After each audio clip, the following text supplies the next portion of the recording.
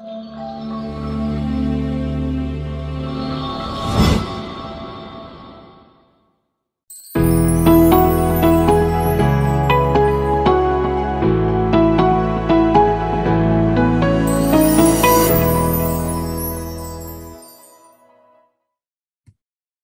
mari sebelum kita mulai dengarkan renungan firman Tuhan, yuk kita sama-sama kita satukan hati, kita berdoa.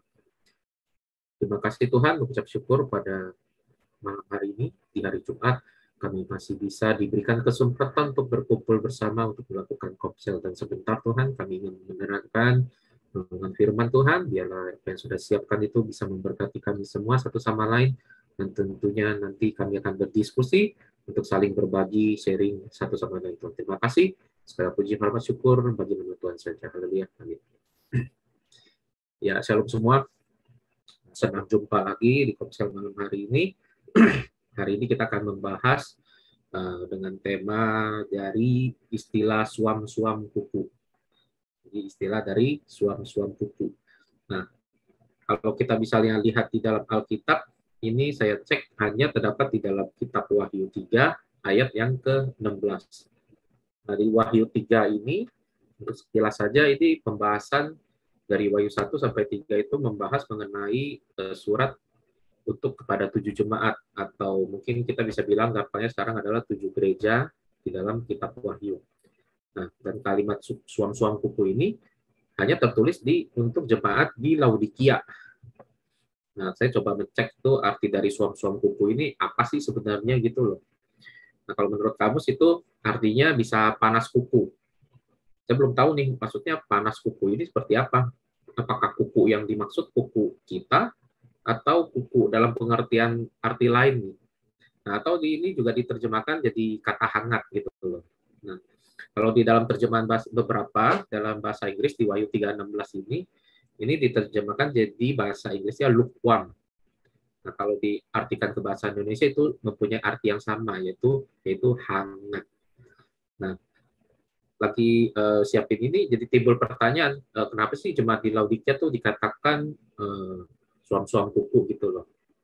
Nah, kita coba baca sama-sama dulu di Wahyu 3 ayat 16, saya bacakan ya. Jadi karena engkau suam-suam kuku dan tidak dingin atau panas, aku akan memuntahkan engkau dari mulutku. Nah, kalau kita baca sekilas ini seperti kalimat teguran atau sindiran ini buat jemaat di Laodikia. Karena mereka dikatakan itu tidak dingin atau tidak panas, maka Tuhan akan memuntahkan mereka dari mulutnya. Jadi tulisan di surat ini memakai istilah suam-suam kuku ini, ya pasti ada sebabnya gitu loh. Nah, saya coba cari, jadi buat informasi kita semua juga, buat sebagai pengetahuan, ya ternyata kota Laodikia ini merupakan sebuah kota pusat perdagangan gitu. Karena letaknya strategis, dikatakan kota itu seperti titik pusat, jadi bisa menuju ke beberapa tempat. Ya, misalnya kalau dia mengarah ke barat, itu bisa ke pelabuhan-pelabuhan kota Miletus dan Efesus. Ke timur bisa ke kota Syria, ke utara bisa ke ibu kota provinsi Pergamun. Nah, kalau ke selatan bisa ke arah pantai itu ke Atalia. Jadi posisi kotanya itu di tengah-tengah. Mungkin kalau kita ibaratkan tuh seperti kita bayangkan misalnya kota Jakarta lah, kurang lebih lah. Kalau bisa kita ke barat, kita bisa ke arah Tangerang. Di Tangerang itu ada Bandara Soekarno-Hatta gitu. Ke timur kita bisa ke Bekasi. Ke utara kita bisa ke Pelabuhan Tanjung Priuk, dan selatan bisa ke Depok dan arah Bogor. Nah, jadi diibaratkan tuh Jakarta sekarang seperti kota metropolitan, jadi pusat perdagangan, bisnis. Akhirnya kan pasti dibangun banyak kan jalan raya utama, terutama jalan tol, jadi supaya orang tuh mudah akses gitu loh ke kota utama. Ya terutama tujuannya supaya untuk kelancaran bisnis, karena akses tol sehingga cepat meningkatkan perekonomian. Nah, kurang lebih Laodikia pada zamannya kurang lebih seperti begitu ya. Kita cuma membayangkan meskipun dulu nggak ada jalan tol, tetapi jalan-jalan utamanya itu ada. Jadi sebagian besar kota ini dikatakan ditentukan oleh jalan raya. Jadi sehingga kota ini nggak mempunyai sumber air bersih yang tetap dan dekat. Nah, untuk mendapatkan air, jadi kota ini harus disalurkan lewat pipa-pipa ke kota. Jadi mereka cari sumber-sumber air, yaitu sumber-sumber air panas, dan tempatnya memang agak jauh. Dan kalau airnya itu udah disalurkan dari sumber yang tadinya panas itu, begitu sampai di kota, airnya akan berubah gitu loh, menjadi hangat-hangat kuku. Itu informasinya. Nah, Laodikia ini juga dia mempunyai kota tetangga seperti Hierapolis. Nah, di kota tetangganya itu juga memiliki sumber mata air, yaitu sumber mata air panas, tapi ada khasiatnya bisa menghasilkan penyembuhan. Dan juga ada tetangga kotanya juga di Kolose. Kalau di Kolose airnya itu sejuk sehingga memberikan kesegaran, menyegarkan gitu. Nah, sedangkan Laodikia ini memiliki air yang hangat-hangat kuku dan dikatakan dia bermanfaat digunakan sebagai obat muntah. Jadi makanya istilah som-som kuku ini bisa muncul karena ini menggambarkan keadaan atau situasi kota Laodikia ini. Dan jemaat itu dibahasakan seperti hangat-hangat kuku, atau bisa dibilang dikatakan tidak begitu bermanfaat gitu loh, dalam artinya mereka merasa perasaan cukup diri atau juga setengah hati. Nah, kalau kita baca dalam Wahyu 3 ayat 17, di situ dikatakan, karena engkau berkata, aku kaya, dan aku telah memperkayakan diriku, dan aku tidak kekurangan apa-apa. Dan karena engkau tidak tahu bahwa engkau melarat dan malang, miskin, buta, dan telanjang. Nah, kalau misalnya kita lihat secara sederhana, kalau kita bayangkan dan melihat dalam ayat 17 ini, jemaat Laodikia ini mereka bisa dibilang, dikatakan mereka adalah orang-orang kaya. Jadi mereka tuh udah beranggapan mereka udah nggak perlu apa-apa lagi. Mereka udah merasa sudah cukup karena melalui kekayaan mereka ini. Mereka mampu untuk membeli kebutuhan, bahkan mampu untuk mencukupkan kebutuhan diri mereka lah, sehingga mereka merasa tidak perlu hal yang lain lagi gitu loh. Nah, dikarenakan faktor lokasi kota tadi itu, karena kotanya itu terletak seperti di posisi yang strategis, juga menjadi kota pusat perdagangan dan bisnis, ya bisa dibilang mungkin orang-orang di sana atau jemaat-jemaat di sana secara finansial kehidupan mereka dalam seharian mereka berdagang, berbisnis, akhirnya mereka berhasil sehingga mereka mendapatkan keuntungan atau bilangnya cuan dan bisa dibilang menjadi kaya gitu. Nah, inilah yang mungkin menjadi dasar buat tulisan untuk jemaat di Laodikia mengenai istilah som-som kuku. Nah, kemudian lalu apa sih yang bisa kita dapatkan dari renungan buat refleksi kita buat hari ini di Komsel ini? Yang saya dapatkan adalah saya melihat meskipun jemaat di Laodikia itu mereka merasa sudah tidak perlu apa-apa lagi, mereka udah puas diri dengan kekayaan mereka, namun poin yang pentingnya adalah Tuhan tidak meninggalkan mereka. Tuhan tetap peduli, sayang, dan tetap mengasihi mereka. Ya, kenapa?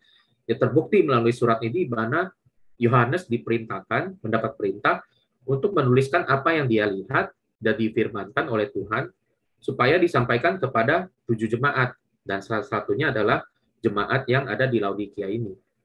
Dari sini kita percaya bahwa Tuhan tidak pernah meninggalkan jemaat atau bisa dibilang domba-dombanya.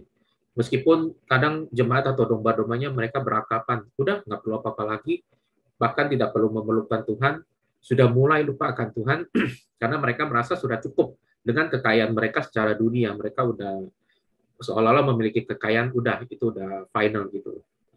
Nah, dalam ayat 17 tadi juga dikatakan sebenarnya mereka ini sebenarnya pada dasarnya tidak tahu hal-hal masa depan mereka gitu. Mereka hanya melihat kondisi yang ada sekarang ini. Dan Tuhan tidak tega mereka ini terhilang. Dan Tuhan tahu mereka ini sebenarnya dikatakan dalam ayat 17 itu sebenarnya melarat, miskin, buta, dan telanjang. Mereka berpikir dengan kekayaan mereka, wah semua sudah terpenuhi. Mereka lupa, bahkan mungkin tidak tahu bahwa nanti di masa yang akan datang, kita butuh yang namanya keselamatan, kita butuh yang namanya damai sejahtera, kita butuh yang namanya sukacita, dan itu jauh lebih penting daripada kekayaan yang mereka punya sekarang itu, yang ada di dunia. Mungkin ini juga pernah kita alami juga di dalam situasi seperti jemaat di Laodikia. Mungkin di antara kita mungkin, entah kita kah, atau teman kita kah, atau orang lain kah, merasa kekayaan kita udah cukup lah untuk keluarga. Bahkan kekayaan itu bisa sampai nanti anak-anak kita besar, sampai kepada cucu atau cicit. Ya, kalau ada kenapa-napa, mereka tidak akan kekurangan karena kemampuan mereka dan kekayaan mereka itu Jadi mereka beranggapan udah tidak perlu lagi datang kepada Tuhan, tidak perlu doa, saya udah diberkati, tidak perlu ibadah, tidak perlu lagi merenungkan firman Tuhan. Hal-hal seperti itu udah tidak perlu lagi. Nah, hal-hal rohani yang berhubungan dengan Tuhan seolah-olah lama-kelamaan putus gitu. Padahal semua itu yang kalau kita tahu, yang kita nikmati itu juga semua daripada Tuhan. Kita tahu bahwa kita lahir datang ke dunia ini tanpa membawa apa-apa. Dan ketika kita nanti meninggal pun, kita pun juga nggak akan bawa apa-apa yang ada di dunia sekarang ini gitu loh. Jadi yang bisa saya dapatkan adalah kita harus selalu mempunyai sikap yang rendah hati. Yang sekarang kita punya, usaha pekerjaan kita bisa berhasil, itu kita harus di mindset gitu di dalam diri kita. Itu semua karena Tuhan yang memampukan kita.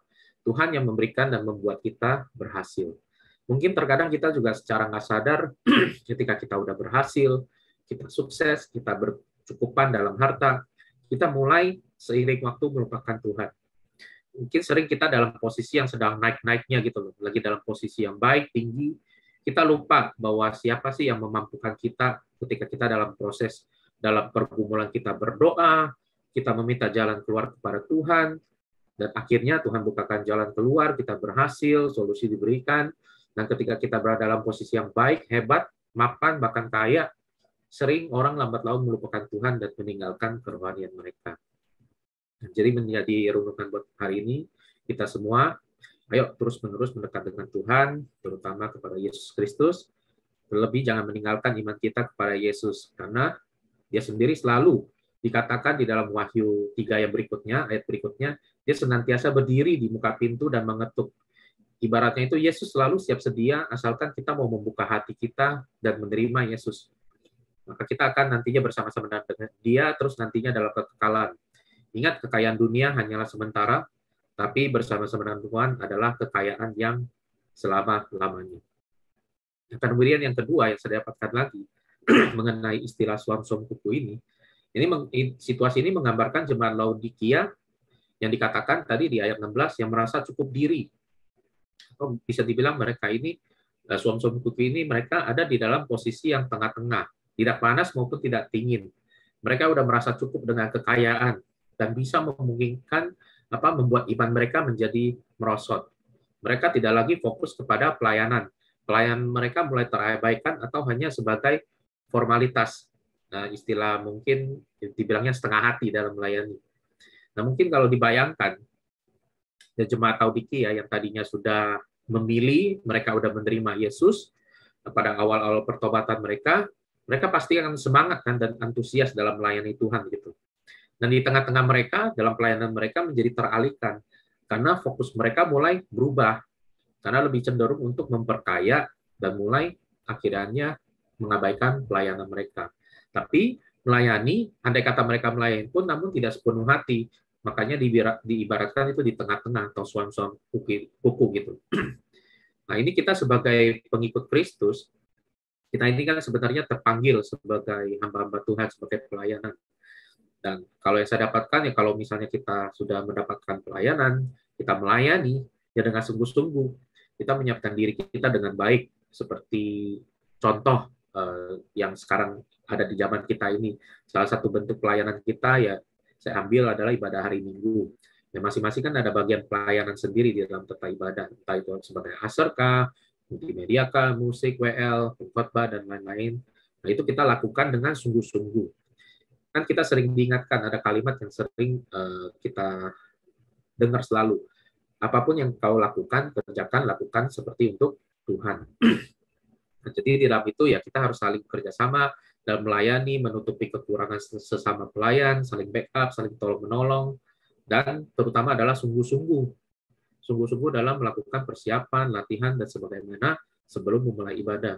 Nah, ini juga hanya sebagai salah satu contoh gitu kita dalam melakukan pelayanan. Dan sebenarnya masih banyak pelayanan yang bisa kita lakukan, seperti contoh juga komsel ini. Kita secara nggak sadar, kita udah melakukan dan mempraktekkan yang namanya firman Tuhan.